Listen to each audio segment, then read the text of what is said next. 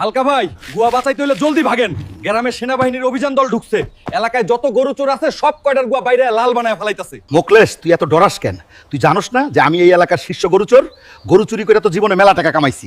সেনাবাহিনীরে 2 bundle দিয়া দিমু। হালকা, এই এলাকার সকল গরু চুরি করার দায় তোমাকে গ্রেফতার করা হলো। স্যার, আপনারা সবাই 2 হাত ভইরা যত মন চাই এই ডায়মন্ড লয়ে যান, আর আমারে প্লিজ ছাইড়া দেন। তোর এত বড় স্পর্ধা, তুই একজন সেনাবাহিনীর অফিসারকে ডায়মন্ডের লোভ দেখাস।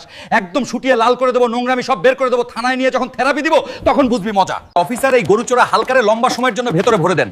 এই বেটা আলগিপুর এলাকার সকল বাড়ির গরু চুরি করে বিপুল পরিমাণ অবৈধ সম্পত্তির মালিক হয়ে গিয়েছে। স্যার, আপনি নিশ্চিন্তে ব্যারাকে ফিরে যান।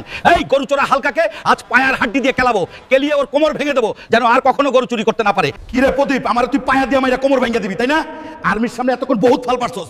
মাসে মাসে যে তোরা ব্যাগ বইরা মাল পানি পাঠায়, এদিকে আর্মি জানে? বুঝলাম না ভাই, আপনি দেহি হুদাই চেতে গেলেন। আমি আরো আপনার টেকনিক্যালি সেভ দিয়ে দিলাম। আর্মি ধরে লইয়া গেলে জিন্দেগি তার বাইরে হইতে পারতেন না। কি কইছি বুঝছেন? আরে বেটা চেতি নাই, একটু মজা করলাম আর কি তোর লগে। এই ধর আমার তরফ থেকে ভালোবাসা। যা তোর বউরে লইয়া ডার্লিং পয়েন্ট রিসোর্ট থেকে চক্কর মাইরা আয়।